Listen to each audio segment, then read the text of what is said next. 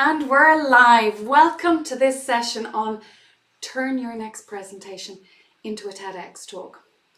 Am I going to teach you how to do a TEDx Talk? No, that is not what this session is about.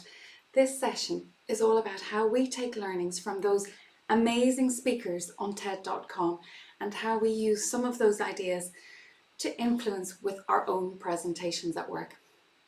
My name is Camilla Long, and I help experts and executives to build trust and influence through great communication. And what I am going to do over the course of the next 30 minutes is walk you through some ideas that I hope will help you to influence, to persuade, to convince in your next presentation at work. Because after all, every presentation we give is about persuading people. It is about connecting with people.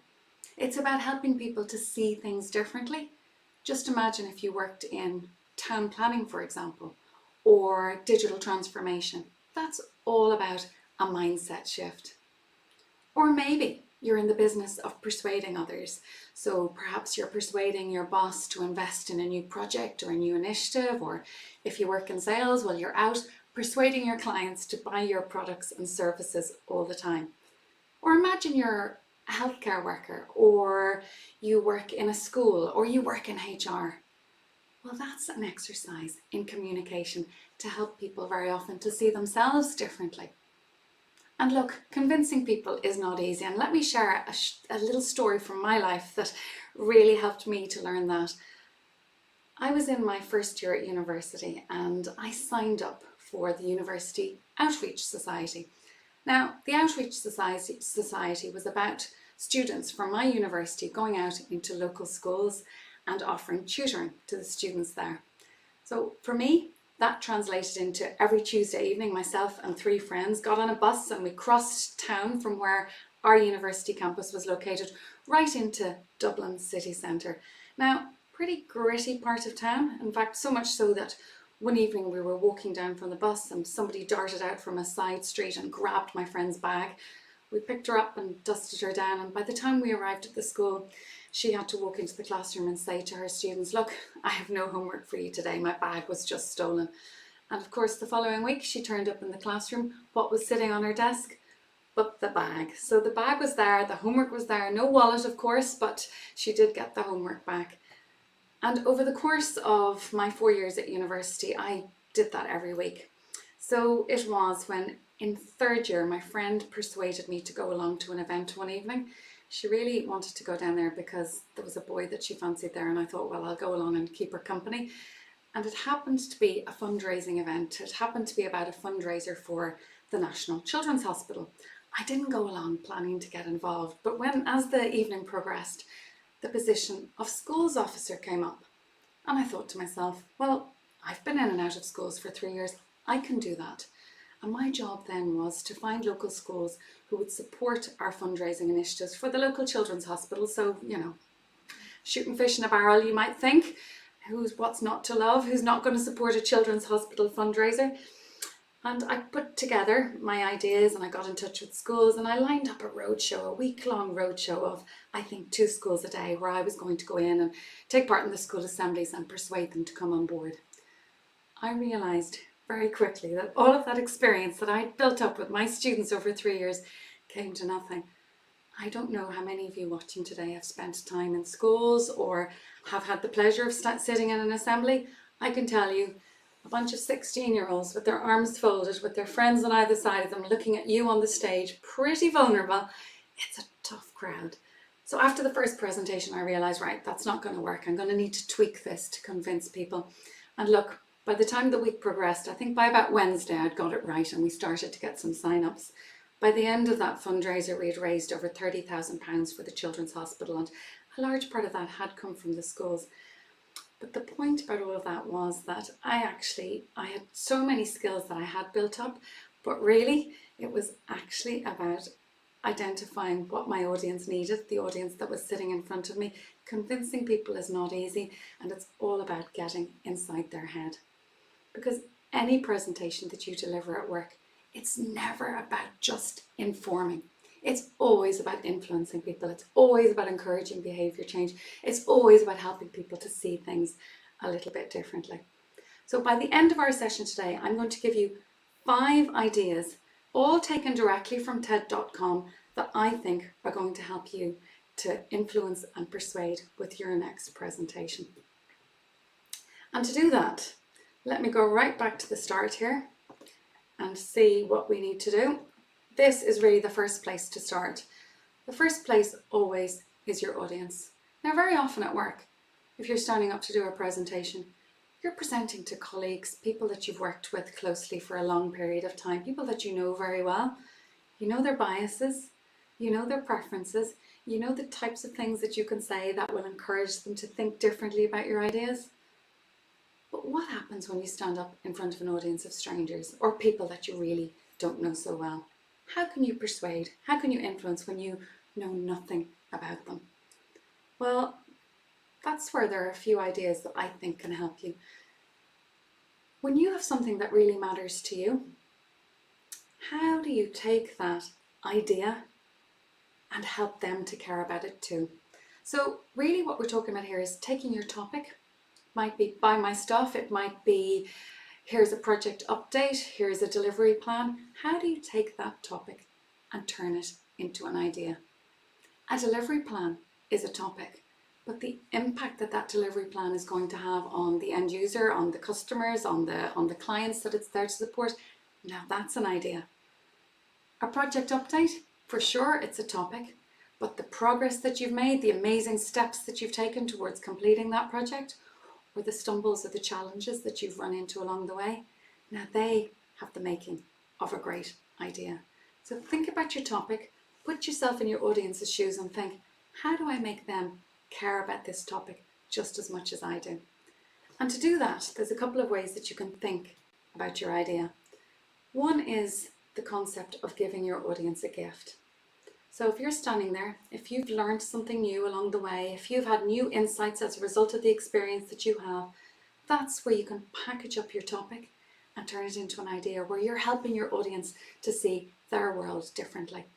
And to do that, I'm going to talk about a TED Talk by Celeste Headlee. I'm going to talk today about a number of hugely popular TED Talks. Celeste Headlee's TED Talk has had tens of millions of views on TED.com. She's a radio host and she knows a thing or two about communication. And in her TED Talk, 10 Ways to Have Better Conversations, there are lots of ideas there to help us to tune in and to have better conversations with the people around us, with people at work. And actually Celeste inspired me to give my own mini TED, and this really this goes back to a talk that I gave to the Professional Speaking Association about this time last year, just about this time last year. I was inspired by one particular idea in Celeste's talk about how to listen better, and I delivered a talk on listening. Yes, here it is, active listening. This is up on the Bespoke Communications YouTube channel, and actually if you want to interact with the chat today, please do subscribe to our channel. That will enable you to be able to drop ideas into the chat.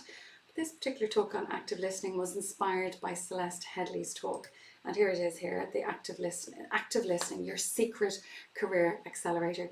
And you know, as I go through the session today, I would love to know if there are TED Talks that have inspired you, if there are TED Talks that have helped you with something in your life.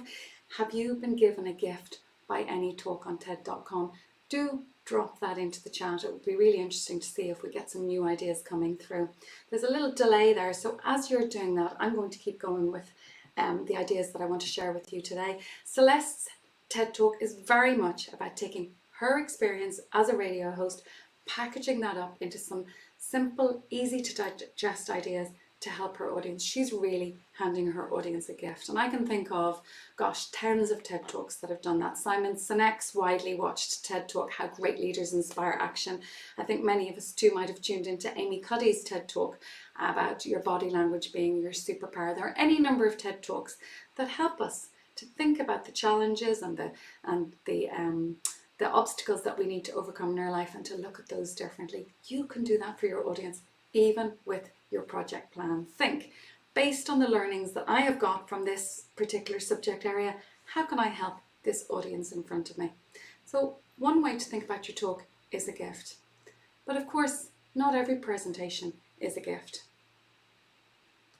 And some Some presentations may well be about helping people to travel a journey. They have perhaps a misunderstanding, or maybe they're harboring a stereotype, or maybe they're just thinking in a certain way about the topic that you're talking about. How do you help them? How do you hold their hand and help them to travel a journey so that they think differently on that particular issue? And to illustrate this point, I can think of no better TED Talk than Brian Stevenson's talk, We Need to Talk About an Injustice. It's a talk where there are lots of personal insights in this particular TED Talk. He does it so very well. TED is well known for the personal stories that people introduce, but not every TED Talk or not every presentation has to be based on a personal story. Brian Stevenson absolutely gets personal. His grandmother makes a cameo, as do his brother and sister. But we also hear from Rosa Parks, and we hear from a number of the other people that he's met in his life to help him bring his idea to life. And really what he's talking about is injustices in the US justice system, and particularly he's got a hard-hitting idea about how young offenders need to be treated differently. And Brian's talk is not an easy talk to listen to. He's got some ideas that are hard to digest. It's difficult for an audience to take those ideas on board, but he does it with humour and he does it with humanity, and that's what helps him to encourage his audience to think differently on that particular challenging topic. In fact, he did such a good job. He stood up there. He's a human rights lawyer. He also runs a charitable organisation looking after people and young people in socioeconomically deprived areas. The TED.com audience is a well-heeled audience, and he turned up to his office on the Monday morning after his TED Talk the previous Saturday to discover $1 million of donations had come in over the weekend. So powerful was his TED Talk that was the impact that he achieved. So can you take your audience on a journey where they may well be challenged on your topic? They may not be seeing the world in the same way as you. How do you show, don't tell? And this is how you step into that. It's all about connecting with their world, getting inside their head, looking at the world through their eyes. Really, when you stand up in front of them with your presentation, they're looking for evidence that what you've got to say makes sense. So this is all about making that all important emotional connection. What are the challenges that are going on in their world? What are the things that they're grappling with? How can your idea help them or support them with that? And when we talk about evidence, of course we're talking about facts and figures. Nobody would walk in to persuade somebody to make an investment without a business case. But actually, it's about going deeper than that. And to do that, there are 3 ways to look at the world. And this fundamentally can help you to shift that presentation from being a competent presentation to being a presentation that changes behaviour. And if you look at the world this way, if you look at the world through the lens of how do you want your audience to feel by the time you've finished your presentation, what is it that you want them to learn, and what is it that you want them to do? And let's step through those really briefly. How do you want your audience to feel? That emotional connection, that's probably the most overlooked part of any business presentation. When we sit down with that PowerPoint or the keynote in front of us, we start to think of all of the information that we need to get across to this audience. And we very rarely stop to think about the emotional impact, the emotional resonance. How is my audience going to feel about the thing that I'm telling them about? Are they going to be bored out of their tree? Is there going to be a little bit of resistance because maybe there's a fear of change going on? Or am I talking, as is very wont to happen nowadays, am I talking to an audience that's super busy and overwhelmed with the demands in their time, so that they're going to find my idea challenging to absorb into an already busy life? How are you going to cut through that?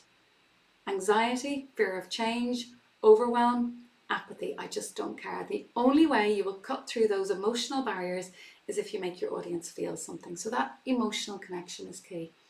The next thing we talk about is, what is it that you want them to learn? And actually, this is the very opposite of so many presentations that we sit through, where it's almost like the fire hose effect. People are spraying you with information, spraying you with data, but actually there's just so much that you can't process it all. So ask yourself, by the time I'm finished this presentation, what is it that I want my audience to learn? And I see some TED Talks coming up, in the chat. Manolis, you're talking about listening, a TED Talk all about listening. And Joanne, you're talking about Simon Sinek. Absolutely. Start with why.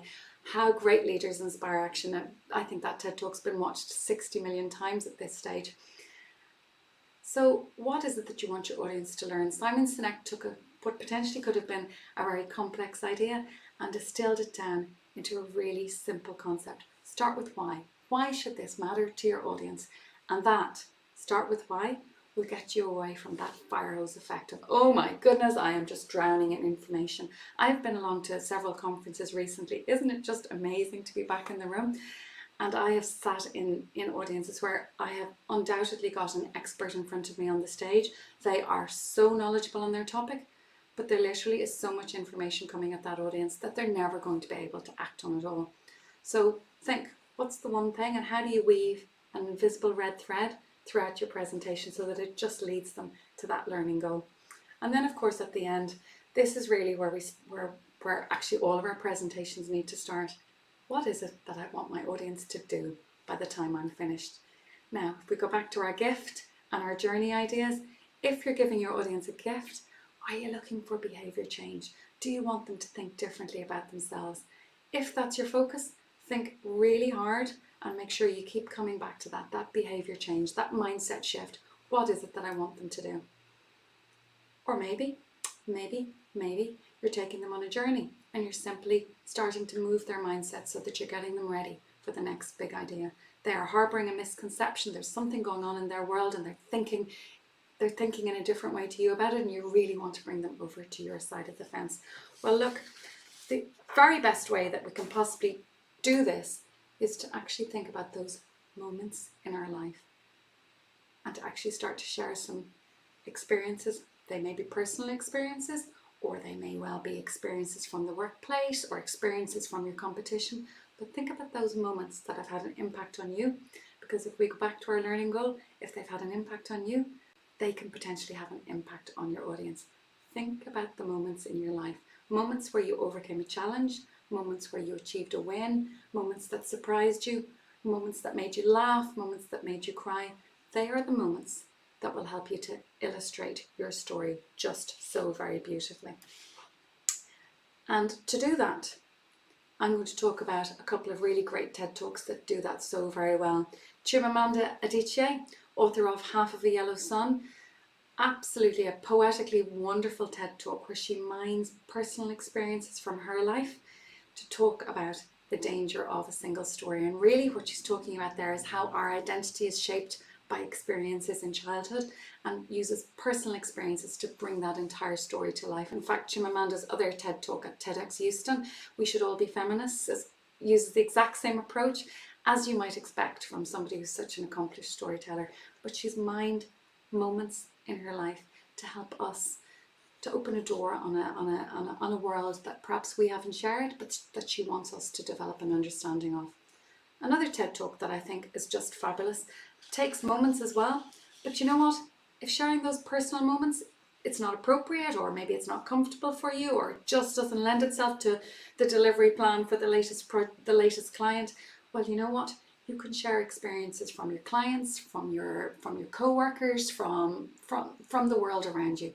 And that's what Derek McCann does so very well in his talk. I coached Derek for his TED Talk for TEDx Cookstown, and he did an amazing job. He delivered that talk just during the first year of the pandemic, and he really was talking about worry, the invisible epidemic. Everybody at that stage was worried about everything, and he has a gift. He has a gift to give us to help us to overcome worry, and his nail worry model is something that I use all the time in my own life. So a TED Talk that's really well worth watching, but from the point of view of moments and making that connection, Derek shares a really powerful story from one of his clients who came along to a session that he ran, and that helps to illustrate the point beautifully. So I do suggest you look that one up and see how he does that so skillfully and so well. The third thing that we need to do in order to make that connection with our audience is, I've got an image up here of a paramedic and a paralegal, but we're not talking about paramedics or paralegals now. We're talking about our paraverbals, and our paraverbals are our body language, our vocal tone. If I talk in a monotone like this and I'm delivering the presentation to you, really, how are you supposed to get excited about this presentation? How are you supposed to get excited about this idea if I'm not one bit excited about it either? I'm really excited to be here today to share this new project idea with you. It's going to really change the world. That is just not going to help anybody to connect with your idea. So your vocal tone is hugely important. And the one thing that I'll talk to you about here is the power of the strategic pause. It's that fire hose thing again. When you are drowning your audience, when you are landing so much information on your audience, don't forget to stop and draw a breath, because that pause will help them to digest your information. It'll help them to take that information on board. It'll help them to catch up with where you are in your head. You're so familiar with your subject matter, you live and breathe it every single day, but your audience isn't. So those strategic pauses can really help with that audience connection. And Julian Treasure's TED Talk is the one that I'll refer to here. How to speak so that people want to listen. Really wonderful. And this really is all about making your presentation into a conversation. You've got an audience sitting in front of you. Ask them questions. Engage with them. Ask them to imagine scenarios. How do you involve your audience in your presentation? And for this one, I'm going to refer you to Kelly McGonigal's TED Talk on Make Stress Your Friend. She does a lot of what I would call shallow engagement in her TED Talk, where she engages with the audience in a very non-demanding way. She opens her TED Talk with some simple questions that get them thinking about stress, that get them thinking about the impact of stress in their life.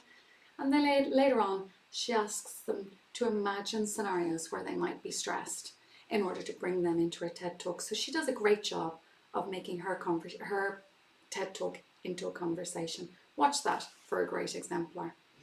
And that brings us beautifully to the last thing that we need to do. In order to deliver a great presentation, we need to look at how we manage our emotions. The anxiety, the threshold anxiety that can happen before you step on a stage. And if you walk out in front of your audience looking like a deer in headlights, you know what? That's not going to help you with your connection. So how can you manage those emotions? And for this one, I just love Angela Duckworth's TED Talk on grit, the power of passion and perseverance, because anything that's worth doing in life requires a commitment. It requires you to push yourself out of your comfort zone.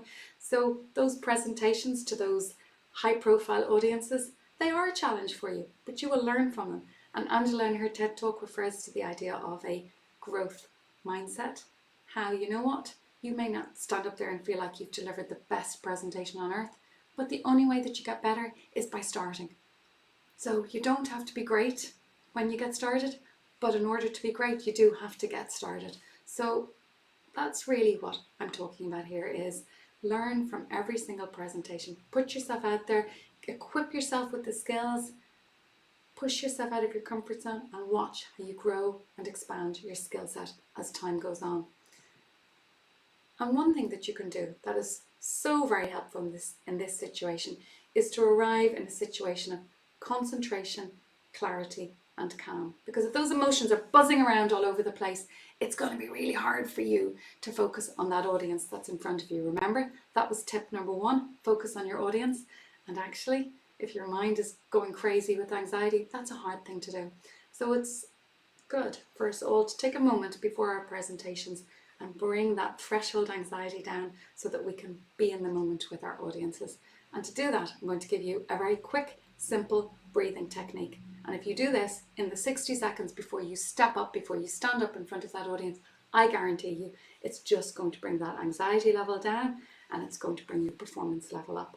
So it's a very simple technique. I call it, it comes from cardiac coherence. And all I'm going to ask you to do is to take a deep breath in.